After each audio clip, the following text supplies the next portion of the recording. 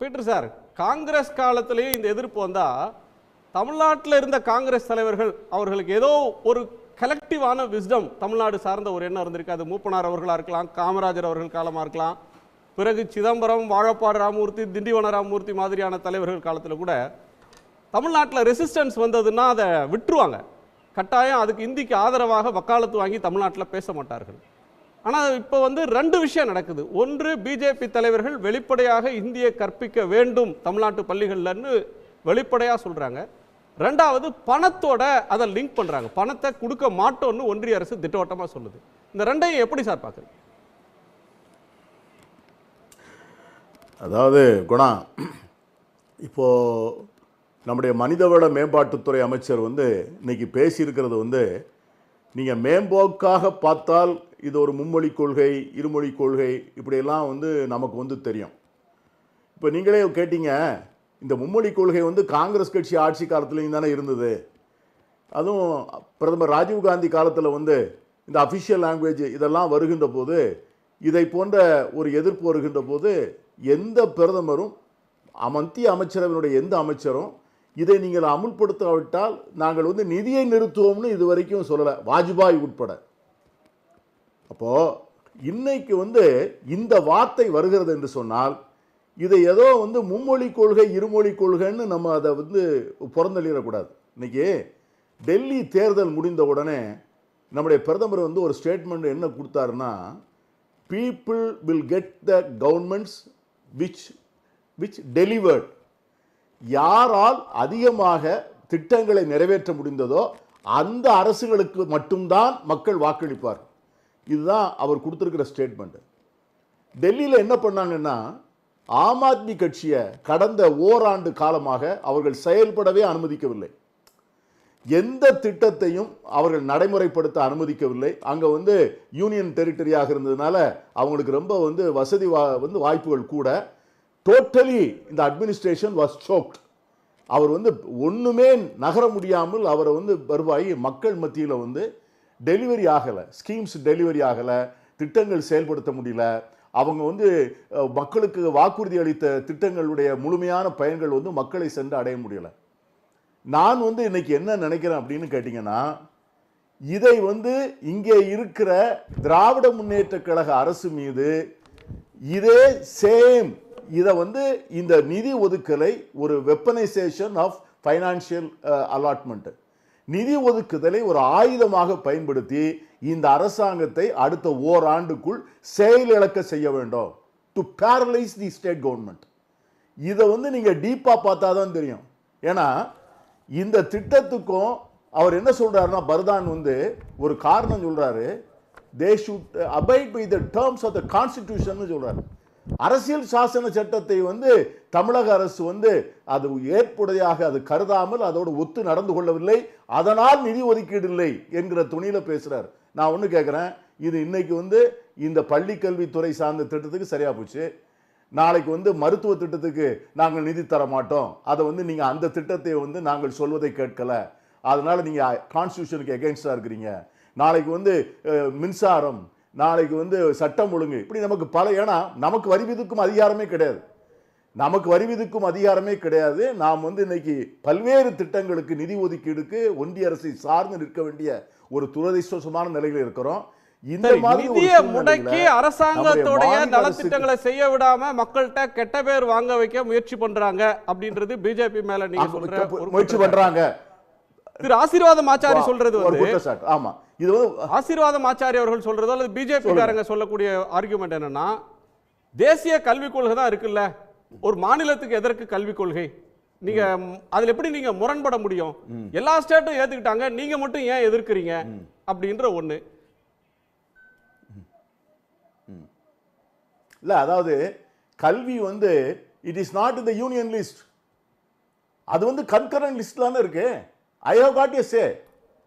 மாநில அரசுக்கும் அதில் எனக்கு சொல்வதற்கு அதிகாரம் இருக்கிறது, செய்வதற்கு அதிகாரம் இருக்கிறது. இன்னைக்கு கல்விக்காக நான் ஏறக்குறைய 50,000 கோடி ரூபாய் நாங்கள் செலவு பண்றோம். 50,000 கோடி செலவு பண்ணி இன்னைக்கு ஒரு இந்தியாவிலேயே நம்பர் 1 இன்ஃப்ராஸ்ட்ரக்சர் இன் எஜுகேஷன். அதை ஆசீர்வாத் ஆச்சார்ட்ட நான் உங்களுக்கு ஒரு வீடியோ அனுப்புறேன். உத்தரப்பிரதேசத்தில் இருக்கிற ஒரு கவர்மெண்ட் ஸ்கூல் எப்படி இருக்குன்னு ஒரு வீடியோ உங்களுக்கு அனுப்புறேன், அதை நீங்க போட்டு காமிங்க. அந்த வீடியோவை நீங்க போட்டு காமிச்சீங்கன்னா உங்களுக்கு வந்து இன்னைக்கு வந்து நம்ம தமிழ்நாடு வந்து எப்படி இருக்குங்கிறது உங்களுக்கு நான் தெரியும். எதுக்கு நான் சொல்றேன் அப்படின்னா, நம்ம வந்து இன்னைக்கு ஆல் பேராமீட்டர்ஸ் கான்ஸ்டன்டைன் கூட சொன்னாரு, நீங்க வந்து கல்வி சம்பந்தமான எந்த கோணத்திலும் எந்த புள்ளியிலும் இந்தியா முழுமைக்கும் முன்னுதாரணமாக இருக்கிற ஒரு ஸ்டேட் வந்து நீங்க வந்து ஒஸ்ட் பெர்ஃபார்மன்ஸ் உங்ககிட்ட இருந்து நாங்க எதுக்கு எடுத்துக்கணும்னு கேட்கிறேன். எதுக்காக வேண்டி நீங்க why should you penalise for performing? நீங்க வந்து நாங்க வந்து சரியா செயல்படல, உங்க பள்ளிக்கூடத்தில் வந்து டிராப் அவுட்ஸ் அதிகமா இருக்கு, என்ரோல்மெண்ட் ரேஷியோ இல்ல, உங்க பள்ளிக்கூடத்தில் வந்து இன்ஃப்ராஸ்ட்ரக்சர் இல்ல, உங்க பள்ளிக்கூடத்தில் குழந்தைகளை வந்து நீங்க பள்ளிகளுக்கு வருவதற்கான ஊக்கத்திட்டங்கள் உங்களுக்கு செயல்படல. எங்களுடைய கிராஸ் என்ரோல்மெண்ட் ரேஷியோ என்ன? நாங்க வந்து ஹையர் எஜுகேஷன்ல வந்து இன்னைக்கு 55% 60%. நீங்க வந்து 2035 தான் 35% வர்றதுக்கு தான் உங்களுடைய தேசிய கல்விக் கொள்கை. நாங்க ஆல்ரெடி we have crossed 55%. அப்போ 35% வருவதற்கான ஒரு கொள்கையை வந்து நீ ஏற்றுக்கொள்ளுன்னு சொல்றத உங்களுக்கு வந்து கொஞ்சமான நான் அழித்த வார்த்தைகளை பயன்படுத்த விரும்பல. Does it not sound unreasonable or illogical? முட்டாள்தனமானதுன்னு நான் சொல்ல மாட்டேன், ஏன்னா அதை வந்து நம்ம அமைச்சரை பார்த்து அப்படி சொல்லக்கூடாது. ஏன் சொல்றேன் அப்படின்னு கேட்டீங்கன்னா, இன்னைக்கு வந்து நீங்க என்ன, அதாவது நான் வந்து நீங்க மும்மொழி கொள்கை நம்ம ஆசீர்வாதம் ஆசாரியை போன்ற தமிழர்களை பார்த்தா தான் எனக்கு ரொம்ப கவலையா இருக்கு. இப்போ நாங்கள்லாம் வந்து அந்த காலத்தில் மும்மொழி கொள்கையை காங்கிரஸ் அரசாங்கங்கள் சொல்லுகின்ற போது, காங்கிரஸ் தலைவர்கள் சொல்லுகின்ற போது, தமிழக காங்கிரஸ் தலைவர்கள் அதை மறுத்திருக்கிறோம். நாங்கள் அதை ஒத்துக்கொள்ள மாட்டோம்னு சொல்லியிருக்கிறோம். ஆனால் அதை போல வந்து ஒரு இன உணர்வும் மொழிப்பற்றும் தமிழினத்தினுடைய அடையாளங்களின் மீது கரிசனமும் பாஜக தலைவர்கள் இன்னைக்கு தமிழ்நாட்டில் மட்டும், you tell me a single party political party பாஜகவை தவிர இந்த மும்மொழி கொள்கையை ஆதரிக்கிற அல்லது தர்மேந்திர பிரதானுடைய நிலைப்பாட்டை ஏற்றுக்கொள்ளுகிற ஒரு அரசியல் கட்சியை மிஸ்டர் ஆசீர்வாதம் ஆசாரி எக்ஸப்ட் பிஜேபி. இந்த பொலிட்டிக்கல் பிஜேபி இன்னைக்கு இந்த நிலையை அடையறதுக்கு வந்து இரண்டு காரணங்களை சில ஆய்வாளர்கள் முன்வைக்கிறாங்க. ஒன்னு, பிஜேபி நம்புறது தமிழ்நாடு மாறிவிட்டது, இந்த கருத்தை பேசினால் மக்கள் ஏற்றுக்கொள்வார்கள் பிஜேபி ஒரு பக்கம் நம்புது அப்படின்றது ஒரு கோணம். இன்னொன்னு, மக்கள் ஏற்கிறார்களோ இல்லையோ டெல்லியில் ஆட்சி இருக்கு, ஒரு நாடு ஒரு யூனிட்டரி ஸ்டேட் அப்படின்றது ஆர்எஸ்எஸ் ஓட ப்ராஜெக்ட். ஒரு நாடு ஒரு மொழி, ஒரு நாடு ஒரு கலாச்சாரம், ஒரு நாடு ஒரு மதம், இந்த மாதிரி ஒரு ஒற்றை அடையாளங்கள் அப்படின்னு வர்ற ஒன்றை இந்த காலகட்டத்தில் எஸ்டாப்ளிஷ் பண்ணணும்னு பார்க்குறாங்க. ஒன் நேஷன் ஒன் லாங்குவேஜ், அதை நோக்கின இந்த பயணத்தில் எதிர்ப்பு வந்தால் பொருட்படுத்த கூடாதுன்றதுக்காகத்தான் பிஜேபி தலைவர்கள் கடுமையாக பேசுறாங்கன்னு ஒரு ஆர்குமெண்ட் வைக்கிறாங்களே சார். கண்டிப்பா. அதாவது முதல்ல வந்து நம்ம ஊர்ல கொக்கு பிடிக்கிறவன் வருவான். கொக்கு பிடிக்கிறவன் எப்படி வருவான்னு கேட்டிங்கன்னா, வயலுக்குள்ள வந்து கையை வந்து இப்படி வச்சுக்கிட்டு மேலே ஒரு வெள்ளை துணி போட்டுக்கிட்டு கொக்கு மாதிரியே நிற்பான். அதுக்கு பிறகுதான் கொக்கு வந்து அது இன்னொரு கொக்குன்னு நினச்சிக்கிட்டே இருக்கும். அந்த கொக்கை பிடிக்கிற வரைக்கும் அதுக்கு தெரியாது. இப்போ தமிழ்னு இவங்க சொல்றதுக்கு காரணமே, ஏன் நாங்கள் தமிழை தர்மேந்திர பிரதான் சொல்றாரு பாருங்க, தமிழைத்தானே படிக்க சொல்றோம், தமிழில் தானே நடத்தன்னு சொல்றோம், தமிழ் வேண்டாமா? ஆசீர்வாதமே கேட்குறாரு. நான் கேட்குறேன், நீங்க வந்து முதல்ல நீங்க சொல்றது வந்து உண்மையாக இருந்தா தமிழ்நாட்டில் இருக்கிற கேந்திர வித்யாலயாவில் நீங்க வந்து தமிழ் ஆசிரியர்களை போட்டிருக்கீங்களா? நீங்க வந்து அதுல வந்து எது கம்பல்சரி லாங்குவேஜ்? கேந்திர வித்யாலயாவில் தகவல் அறிவு உரிமை சட்டத்தில் பெற்ற ரிப்ளை வச்சிருக்கிறேன். அதாவது Sanskrit is a compulsory subject from class 6 to class 8. Hindi is a compulsory subject from class 6 to class 8. Tamil is not a compulsory subject from class 6 to class 9. அப்போ என்ன மும்மொழி கொள்கை என்ற சொல்லுங்க. நீங்க வந்து சான்ஸ்கிரிட் வந்து கம்பல்சரி, ஹிந்தி வந்து கம்பல்சரி, இங்கிலீஷ் படிச்சாகணும். அப்போ தமிழ் எங்க வந்து தமிழ்நாட்டில் இருக்கிற பள்ளிக்கூடங்கள்ல வருது? தமிழ்நாட்டில் படிக்கிற பள்ளிக்கூடங்கள்ல வந்து நீங்க வந்து 53 சான்ஸ்கிரிட் வாத்தியார்களை போட்டு கொடுத்துருக்கீங்க, 119 இந்தி வாத்தியார்களை பட்டு கொடுத்துருக்கிறீங்க, ஒரு தமிழ் ஆசிரியரை கூட நீங்க நியமனம் பண்ணல. அப்போ நீங்க யாருக்கு உபதேசிக்கிறீங்க? உங்களுடைய பள்ளிக்கூடங்கள்ல நீங்க நடத்துற சென்ட்ரல் கவர்மெண்ட் ஃபண்டட் ஸ்கூல்ஸ், அதுக்கு நாங்களும் வரி கொடுத்துருக்கிறோம். அந்த பள்ளிக்கூடங்கள் தமிழ்நாட்டில் நடக்குது, தமிழ் குழந்தைகள் படிக்கிறது. இங்க வந்து சான்ஸ்கிரிட்டை போட்டு நீங்க சொல்லி கொடுக்குறீங்க. தமிழ் செம்மொழி, உலக தமிழ் செம்மொழி ஆய்வு நிறுவனம் வச்சிருக்கிறோம். அது வந்து தலைவர் கலைஞர் காலத்தில் அன்னை சோனியா காந்தி அவர்களுடைய ஏற்பாட்டில் மன்மோகன் சிங் கவர்மெண்ட்ல கொடுக்கப்பட்டது. அங்க இன்னைக்கு வந்து அகத்தியருக்கு விழா எடுக்கிறீங்க. நீங்க அகத்தியர் எந்த இலக்கியத்தை படித்தாருன்னு நான் கேட்கிறேன். எந்த தமிழ் இலக்கியத்தை அவர் படைத்தார்? தொல்காப்பியருக்கு கிடையாது, திருவள்ளுவருக்கு கிடையாது, கம்பருக்கு கிடையாது, இளங்கோடிகளுக்கு கிடையாது. அப்போ அகத்தியர் கொண்டு வந்து அவரை மாதிரி இன்னைக்கு பையங்களுக்கு அந்த பள்ளிக்கூடங்களில் படிக்கிற பையங்களுக்கு அகத்தியர் மாதிரி வேடம் போட்டு நீங்கள் ஊர்வலம் விடுகிறீர்கள், புதிய சித்தாந்தங்களை உருவாக்குகிறீர்கள். அப்போ நாங்கள் இதை என்ன மாதிரி எடுத்துக்கொள்வது? இப்போ நான் என்ன சொல்றேன்னா, நாங்கள் சரியா படிக்கல, எங்க பிள்ளைங்க சரியா பெர்ஃபார்ம் பண்ணல, சர்வதேச தரங்கள்லையும் அகில இந்திய அளவுகள்லையும் எங்க பிள்ளைகளுடைய பெர்ஃபார்மன்ஸ் மோசமா இருக்கு, அதனால எங்க சிஸ்டம் மோசம்னு நீங்க சொன்னீங்கன்னா நாங்க ஏத்துக்குவோம். ஆனா we are the best. அப்போ எதற்காக நீ நான் என்ன சொல்றேன், இந்த 2155 கோடி ரூபாய் நீ என்ன நினைக்கிறீங்கன்னா, ஒரு 30,000 டீச்சர்ஸ், 30-40,000 டீச்சர்ஸ், இவங்களுக்கு இன்னும் 5 சம்பளம் கொடுக்க முடியலன்னு வச்சுங்களேன், எத்தனை மாசம் பட்டினியா இருப்பாங்க? உடனே கொதித்து எழுவார்கள். அந்த கோபம் அரசாங்கத்துக்கு எதிராக வரும். பிறகு ஒவ்வொரு ஸ்கீமையா நிப்பாட்டுவீங்க, ஒவ்வொரு இடத்துலையும் கலாட்டா வரும், தகராறு வரும், மக்கள் தெருவில் இறங்கி போராடுவார்கள், இந்த அரசுக்கு எதிராக ஒரு வெறுப்பு வளரும், உடனே அந்த வாக்குகளை அறுவடை செய்ய வேண்டும், இந்த அரசாங்கத்தை செயலிழந்த அரசாங்கம். அதுதான் மோட்டிவ். அதனால தான் நான் கவனமாக இருக்க வேண்டும் என்று நான் சொல்லுகிறேன்.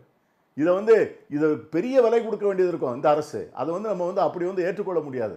மொழி வாரியாக நாம் 75 ஆண்டுகள் சக்சஸ்ஃபுல்லாக பண்ணியிருக்கிறோம். தமிழ்நாடு பெர்ஃபார்ம் பண்ணலைன்னா நமக்கு அதை பற்றி நம்ம கவலைப்பட போகிறதில்ல, நம்ம அதை பற்றி கேட்க போகிறதில்ல. ஆனால் இன்னைக்கு ஒரு அமைச்சர் கான்ஸ்டியூஷன் சொல்றாரு, மும்மொழி கொள்கை கான்ஸ்டியூஷன்ல எந்த ப்ரொவிஷன்ல இருக்கு? எனக்கு ஆசீர்வாதம் ஆச்சாரி சொல்லணும். சொல்றாரு தர்மேந்திர பிரதான். சொல்லுங்க. அதாவது அண்ணன் 2 பாயிண்ட் சொன்னார். கான்கரண்ட் லிஸ்ட்ல இருக்குது, அதனால இந்த முடிவை மத்திய அரசு எடுக்கக்கூடாது, மாநில அரசுக்கு முழு உரிமை உண்டு. அண்ணனுக்கு ஒரே ஒரு தகவல், Swamy versus Union of India 2 February 2013 judgement on policy making. அதாவது மத்திய அரசுக்கு ஒரு பாலிசி எடுக்க, ஒரு கொள்கையை எடுக்க, கொள்கை முடிவை எடுக்க தேர்ந்தெடுக்கப்பட்ட ஒரு மத்திய அரசுக்கு முழு உரிமை உண்டு. அந்த உரிமையை அவர்கள் நிலைநாட்டுவதற்கும் வாய்ப்பு உள்ளது. ஆக அந்த கொள்கை முடிவை ஒரு நீதிமன்றம் கூட தடுத்து நிறுத்த முடியாது. தேர்ந்தெடுக்கப்பட்ட மாநில அரசுக்கும் அதனுடைய அமைச்சரவைக்கும் ஒரு கொள்கை முடிவு எடுக்கிறதுக்கு, தேர்ந்தெடுக்கப்பட்ட சட்டமன்றத்துக்கு ஒரு கொள்கை முடிவு எடுக்கிறதுக்கு அதிகாரம் இல்லையா, உரிமை இல்லையா? இது எப்ப தெரியுமா? இதே கல்வி ஸ்டேட் லிஸ்ட்ல இருந்துச்சு இல்லீங்களா, அதுவரை நீங்க சொல்ற பாயிண்ட் வேலிட். அப்ப ஸ்டேட் ஒரு நிமிஷம் உணர்ச்சி வசப்பட வேணாம். அதாவது எனக்கு தாய்மொழினா, எனக்கு தாய்மொழி எப்படி உங்களுக்கு தாய்மொழி, அதே மாதிரி எனக்கு தாய்மொழி. ஆனால் நான் வருங்கால சந்ததியை பத்தி கொள்கை முடிவு எடுப்பதற்கு நீங்கள் பழசா பத்தி பேசிட்டு இருக்கீங்க. கொள்கை 65 வருடத்துக்கு முன்பு இவங்க எல்லாம் போராடினாங்க. ஓகே, நாங்களும் அப்ப நான் பிறக்க கூட இல்லை. ஆனா இன்னைக்கு ஒரு லாங்குவேஜை என்னால கத்துக்க முடியல, அதற்காக நான் ஹிந்தி பிரச்சார சபால போய் நெட் வந்துருச்சே சார், இன்டர்நெட்ல எந்த லாங்குவேஜ் வேணா படிக்கலாமே சார். இன்டர்நெட்ல லாங்குவேஜ் படிக்கலாம், அந்த லாங்குவேஜை யூஸ் பண்ண முடியுமா? அதை நம்ம பேசணும். ஒரு கேள்வி, இரண்டாவது கேள்விக்கு ஒரு பதில். இல்ல ஒரு நிமிஷமா, இந்த ஒண்ணே ஹிந்தில என்ன படிக்கணும்னு சொல்றாரு அண்ணா, சொல்லுங்க. ஓகே, இல்ல ஒரே ஒரு நிமிஷம், அவர்ட்ட அண்ணன்கிட்ட ஹிந்தில நாங்க என்ன படிக்கணும்னு கேளுங்க. சார் ஹிந்தில நாங்க என்ன படிக்கணும்? இலக்கியம் கவிதை கேக்குறீங்களா? இலக்கியம் இருக்கா, கவிதை இருக்கா, அறிவியல் இருக்கா, மருத்துவம் இருக்கா, என்ன இருக்கு சார் ஹிந்தில? என்ன இருக்கு சார்? தயவு செய்து அண்ணா ஹிந்தில சம்பாஷணை மொழியை தவிர ஹிந்தில தமிழ்ல இல்லாத என்ன இருக்கு? தவறு. ஹிந்தி ஏன் படிக்கணும்? அதாவது ஹிந்தியை படிச்சாதான் நாங்க மேன்மை அடைய முடியும் அப்படிங்கிறதுக்கு ஹிந்தில தமிழ்ல இல்லாத என்ன இருக்கு? உடனுக்குடன் செய்திகளை தெரிந்து கொள்ள சன் நியூஸ் பெல் ஐகானை கிளிக் பண்ணுங்க.